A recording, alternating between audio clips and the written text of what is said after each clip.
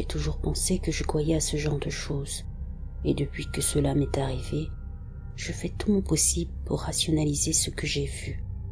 Mais malheureusement, c'est assez compliqué.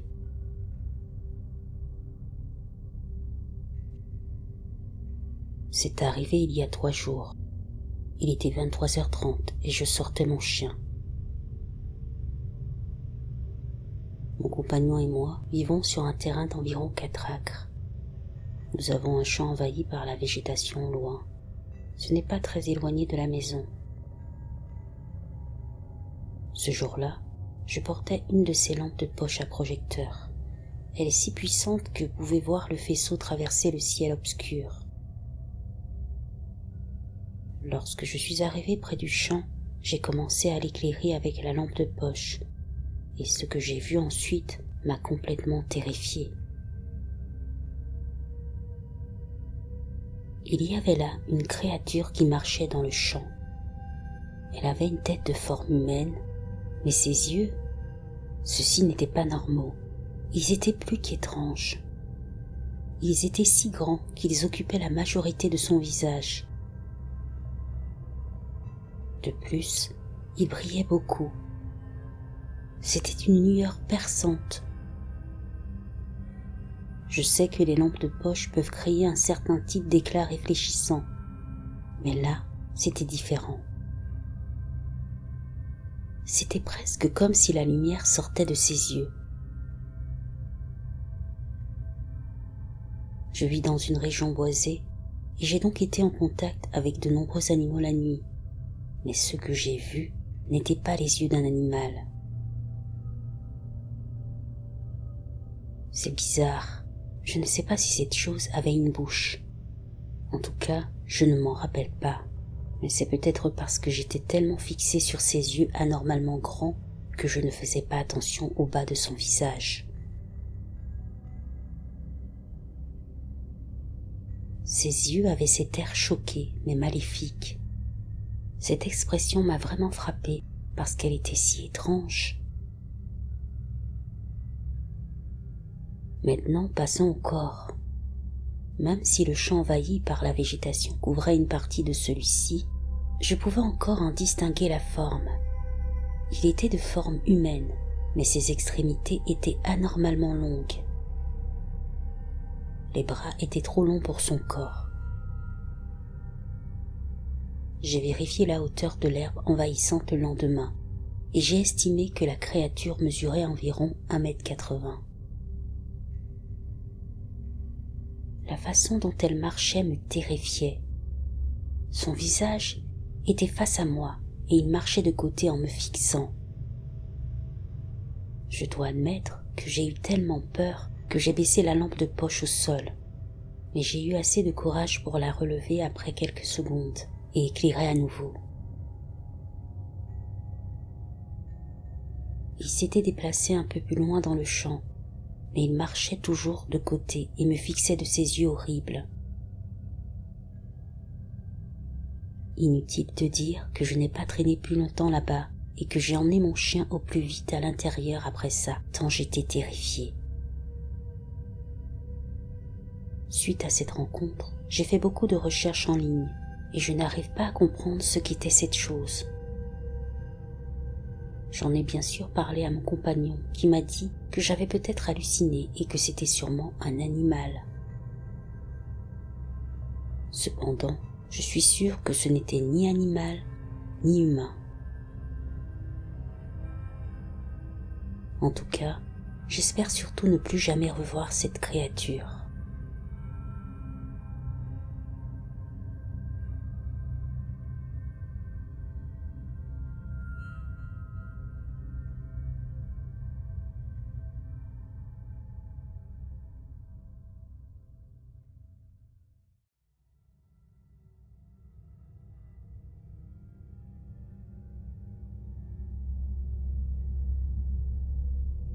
La ville de ma tante a eu quelques observations d'ovnis.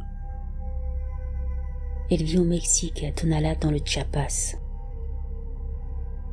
Les gens racontaient toujours qu'ils avaient l'habitude de voir des lumières blanches sortant de la mer et volant jusqu'au cœur de la jungle dans les montagnes.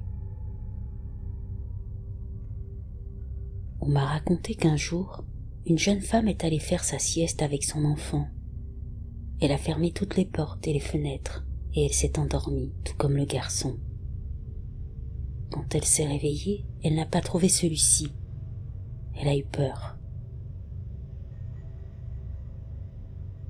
Au début, elle a pensé qu'il jouait probablement à cache-cache. Mais après lui avoir demandé de sortir, sans réponse, elle a commencé à paniquer. Elle a couru hors de la maison pour demander l'aide de ses voisins. Comme dans toute ville mexicaine, ils étaient assis dehors à boire et à discuter. Après qu'elle ait expliqué le problème, les gens ont commencé à regarder partout. La nuit tombait et il n'y avait aucun signe du garçon. S'il jouait, ce n'était pas drôle. Après 5 ou 6 heures, minuit est arrivé. La police cherchait aussi. Toujours aucun signe de l'enfant. La mère était désespérée, se demandant ce qui pouvait bien se passer. Soudain, le garçon est sorti par la porte de sa maison, comme par enchantement. Heureuse de l'avoir retrouvé, la mère l'a serré dans ses bras et l'a embrassé. Elle lui a demandé où diable se cachait-il et pourquoi.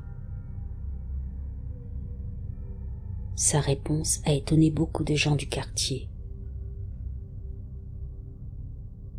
Il a dit « Je me suis endormi comme toi, maman. » Puis 3 hommes se sont approchés de mon lit et m'ont réveillé. Puis ils m'ont emmené faire un tour pendant quelques minutes. Et puis je suis revenu. Ils ont dit qu'ils avaient besoin de m'examiner et aussi que j'avais besoin de certains médicaments. Les gens lui ont demandé de décrire ces hommes. L'enfant a dit qu'ils étaient grands, minces et très pâles. Il a également décrit qu'ils se trouvaient dans une pièce très lumineuse, qu'il ne voyait ni les murs ni le plafond et qu'il n'avait aucune idée de la façon dont il était arrivé là. Il s'est assis sur une chaise métallique chaude et a reçu 2 injections dans le dos. Le garçon a finalement dit qu'il avait l'impression d'avoir vécu 10 minutes là-bas avant de revenir à la maison. Après son enlèvement, ou ce qui semblait être un enlèvement, il était en bonne santé. Mais on a découvert qu'il avait une marque étrange dans le bas du dos. C'étaient 3 cercles concentriques. Aujourd'hui, ce garçon est devenu adulte et il paraît qu'il les a toujours.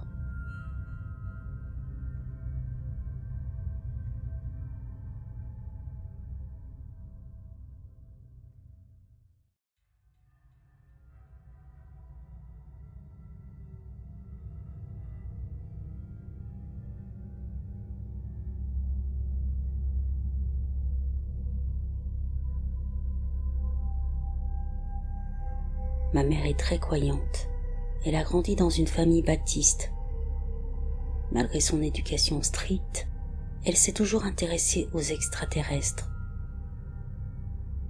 Je pense que c'est parce que son père avait aussi une obsession pour eux, mais je ne sais pas pourquoi. Peut-être qu'il avait été témoin de quelque chose pendant les années où il était militaire. Quand j'étais enfant, je surprenais toujours ma mère en train de regarder ses émissions sur les extraterrestres et les ovnis. Elle y croyait vraiment et voulait en voir un par elle-même. Une nuit, elle voyageait dans les Appalaches, dans l'ouest de la Caroline du Nord, en provenance d'un festival dans l'est du Tennessee. Elle était en voiture avec ma sœur et ma grand-mère, quand brusquement, elles aperçoivent ce qui ressemble à 4 lumières dans une forme circulaire. Cette chose commence à se rapprocher doucement. Bientôt, elle semble être derrière elle, très bas par rapport au sol.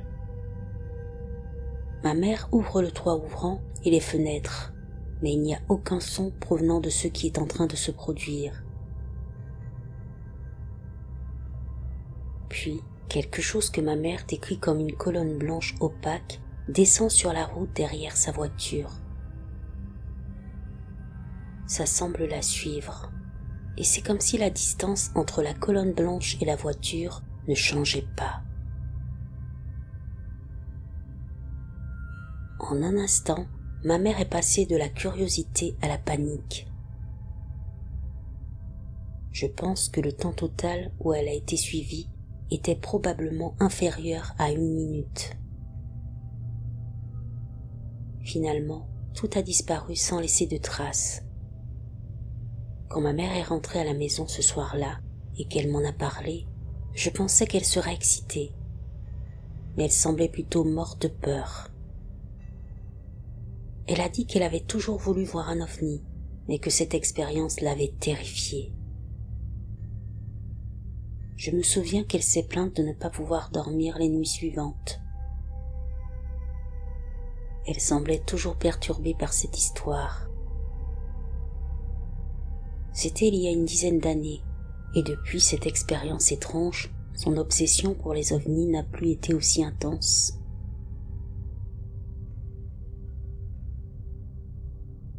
Il se trouve que plusieurs personnes avaient aperçu les lumières de loin ce soir-là, et que les témoignages ont été relayés par les nouvelles locales de la ville de Johnson, Tennessee.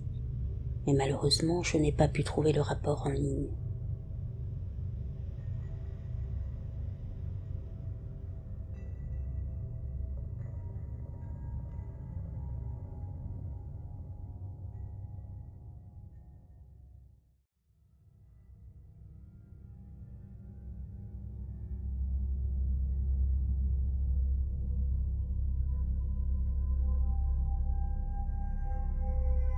Mes grands-parents m'ont raconté leur histoire à 2 reprises, tous deux visiblement secoués et perturbés en parlant.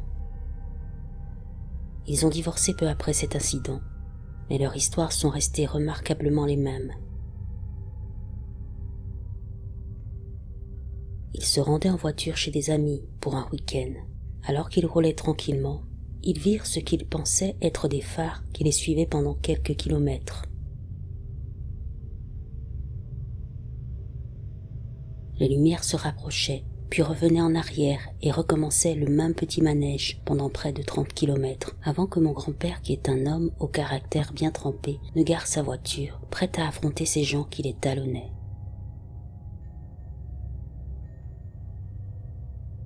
Une fois qu'ils se sont arrêtés, ils ont remarqué que les feux qui les suivaient ont soudainement changé de direction. Ceux-ci se dirigèrent précipitamment à droite et descendirent une pente raide dans les bois. Pensant que ces personnes s'étaient peut-être endormies au volant et avaient eu un accident, mes grands-parents ont descendu le talus pour les aider. C'était à la fin des années 1960. Il n'y avait donc pas de téléphone portable, ni de moyen de communiquer avec les équipes de secours. Au fur et à mesure qu'ils descendaient, ils ont remarqué qu'il n'y avait pas de branches cassées, d'arbres, etc. Absolument aucune preuve de la chute d'une voiture à cet endroit. Et c'est là qu'ils ont commencé à se sentir troublés et mal à l'aise dans leur histoire.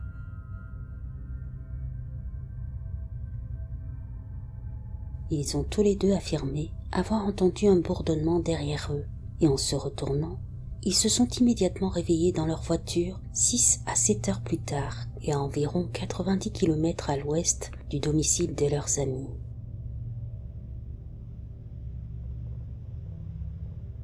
Ils ne se souvenaient pas d'être montés dans leur voiture et se sont sentis malades. Ils se sont rendus en voiture à l'hôpital le plus proche et présentaient tous deux des signes de blessures internes presque identiques. 2 côtes cassées, un acouphène dans l'oreille droite et des pupilles irrégulières, bien qu'il n'y ait aucun signe de traumatisme crânien. C'est tout ce qu'ils m'ont dit, et ils ont coupé la conversation après ça. Il est possible qu'ils aient été victimes d'un phénomène naturel à l'origine de leur perte de temps, de leurs blessures et de leur confusion générale. Mais tous deux affirment qu'il s'agissait de quelque chose d'autre. Peut-être un enlèvement extraterrestre.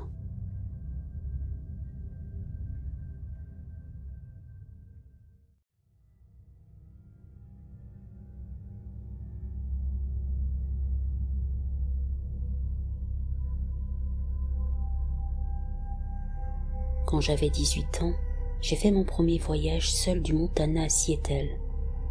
J'étais avec mon chien et c'était un voyage assez normal dans l'ensemble, sauf que je conduisais tard dans la nuit. J'écoutais le talk show de la BBC et il parlait d'un sujet dont je ne me souviens pas, mais c'était effrayant. Nous étions dans la zone de l'I-90 qui n'a pas beaucoup de signal et qui est pratiquement vide et silencieuse avant le passage. À un moment donné, j'ai soudainement été très fatiguée et ma radio ne fonctionnait plus. Alors j'ai décidé de m'arrêter pour dormir.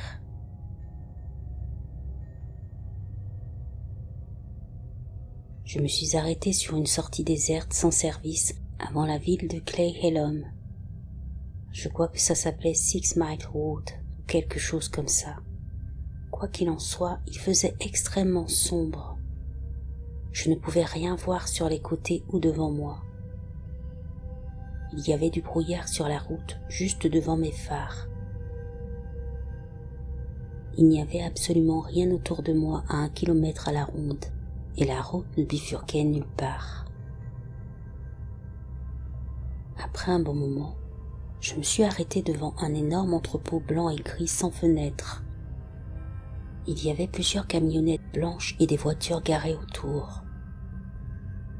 Ces véhicules avaient l'air très chers pour être au milieu de nulle part. L'entrepôt était fermé par une énorme clôture de barbelés. J'ai reculé un peu ma voiture et j'ai décidé de me garer près des arbres car il ne semblait y avoir personne dans les environs. Tout était encore sombre et silencieux. Il n'y avait pas de vent, à l'exception d'une légère brise. J'ai verrouillé toutes les portes, j'ai éteint complètement ma voiture et je me suis enroulé dans ma couverture. J'étais allongé là, essayant de trouver le sommeil et regardant l'heure sur mon téléphone. Il était 2 heures du matin. Alors que je m'endormais, au même moment, ma voiture a commencé à trembler. Effrayé, mon chien s'est mis à gémir et s'est caché derrière le siège passager. J'ai regardé par la fenêtre, mais tout était noir sans mes phares. Je ne pouvais rien voir, mais ma voiture continuait à trembler, d'avant en arrière et d'un côté à l'autre, comme si quelque chose la saisissait. J'ai allumé mes phares en paniquant et j'ai fait marche arrière.